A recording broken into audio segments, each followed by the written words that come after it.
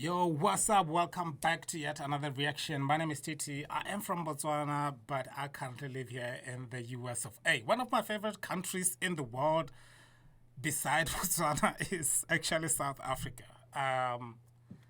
Yeah, South Africa is one of, I feel like having stayed for a little bit in South Africa, having like been to like Johannesburg, Cape Town, and other Mafikeng and all those other small towns. I'm like, yeah, I think I'm qualified to know about South Africa when people ask. So yeah, South Africa is, like I said, a beautiful country, and it's if you're not careful when you are doing your research, you might find things that will turn you down. Or what is that the word? Things that will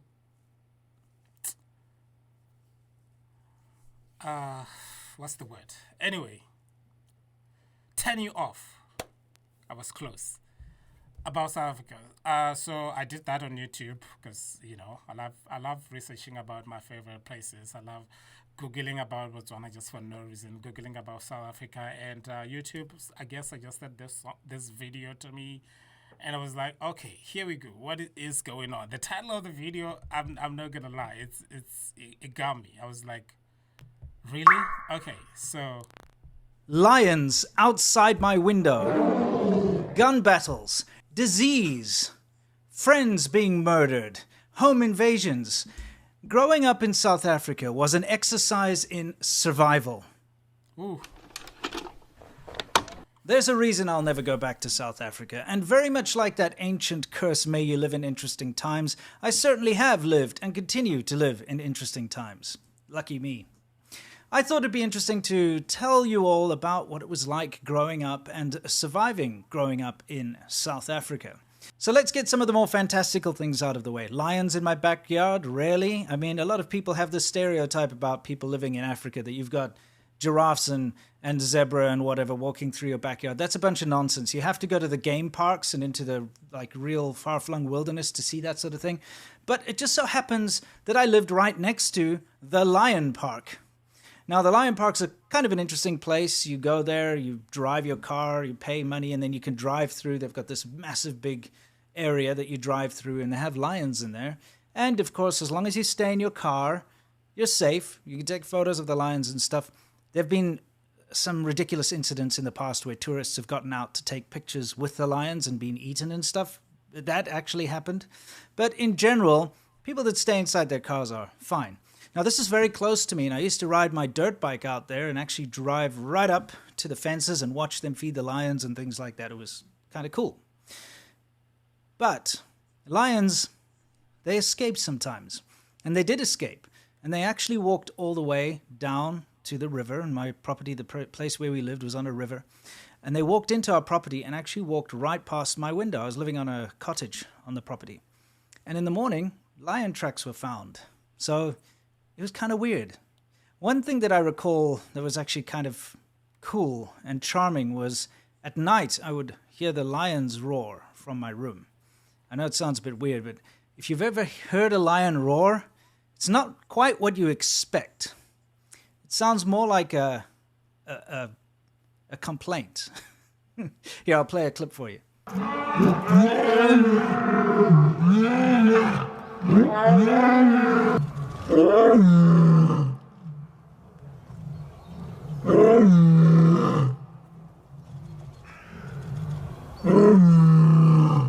So imagine going to bed at night with that in the background, echoing through the sort of dark wilderness, because I lived in a very rural sort of area.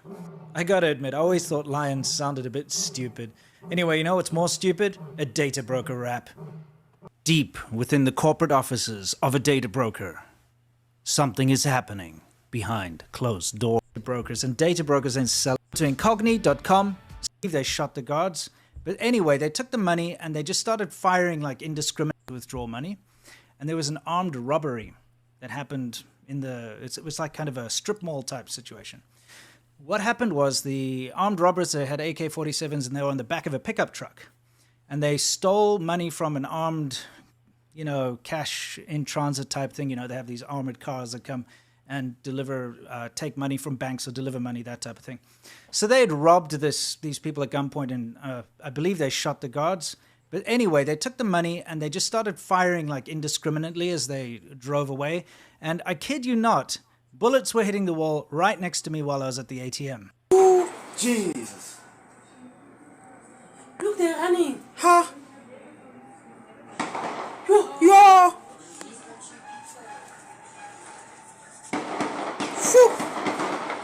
Jesus. It was quite a harrowing experience. And I remember quite clearly there was something kind of funny about this. Not the incident itself, but the shop next to the ATM where I was standing. It was like a fashion store or something. And they had bullet holes in the glass, obviously. But they had this display stand for police sunglasses, I think they're called. Police, I think it's a brand. And in this display, they had like spent shell casings and stuff to make it look all cool, like, for the sunglasses. But to have actual bullet holes in the window and all these spent shell casings in the display I just remember looking at that and having a bit of a chuckle to myself. Anyway, that was one. I had another one which happened, this wasn't a gun battle, but this is quite a disturbing incident that happened when I was quite young. So probably around 17, 18 years old, thereabouts. And I'm in the house, and again, we lived on the river. And where we lived, there was a big steep hill that came all the way down like a valley, down over the river, over a little bridge, and then up the other side. So I was just chilling in my room, and I hear gunshots. So I ran out, and, this is back in the day. I've carried a gun since I was 16, in South Africa, obviously, because of the place we lived in. We had armed robberies and so on, so it was necessary. So I ran out to go and see what was going on, and I ran out to the bridge. And what had happened is a car had driven down there, and they'd shot.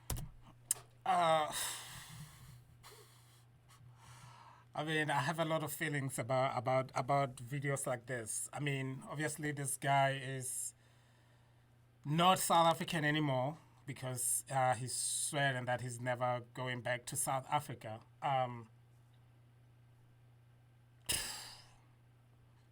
Yeah. Like, one of the other things that when I see videos like this, I'm like, okay, because, I mean, I have seen enough. As somebody from Botswana, obviously, when you go to South Africa, you have all those warnings of like, be careful, like all that, and it's just like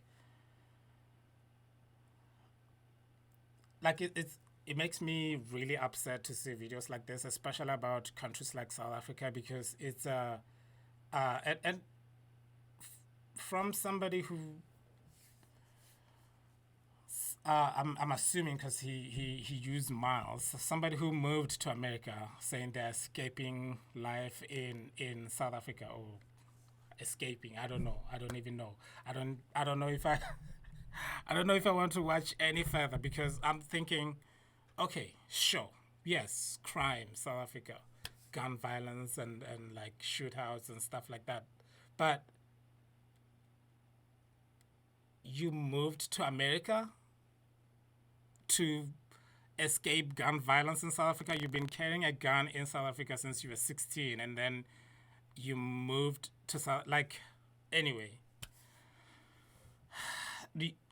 if you are scared of gun violence, you cannot move to America. I am telling you that. Like right now, the campaign trail of America is about like who wants to control guns, like gun violence. Like, there are kids who are going to school, 14 years, 12 years, who go to school with guns and, do bad things with those guns in schools in America. So, like, I mean, maybe I stopped the video very early because, like, there's so many other people that live in South Africa. There's so many other stories that, like, stories of crime in South. They're not just isolated to South Africa, and they're not even extreme in South Africa. It's just like, and like if you are living in America and South Africa, like, I feel like anyway, I like Yeah, I guess I don't know if there's like a reaction or what, but if you're somebody in South Africa, let's say maybe you grew up in a village in South Africa and you are watching like videos like this that are telling you South Africa down, South Africa bad, South Africa crime, South Africa guns, and you're probably thinking America is better, or like, yeah, like for somebody who stays in America and they talk about gun violence in South Africa, I feel like that's not being honest. But anyway, I don't think I want to watch videos like that. Um, I'm not like what do you call it, undermining his point of view, but I just feel like it just sounds so extreme when he says it, you know. And for somebody who's swearing that they're never going back there, I feel like the intention is to paint South Africa with a bad paint, which is not all of it. It's not, South Africa is not all that those bad things. You know, bad things happen all over the world, man. Like wherever you go, there are still crimes, hardcore crimes, brutal crimes. All right.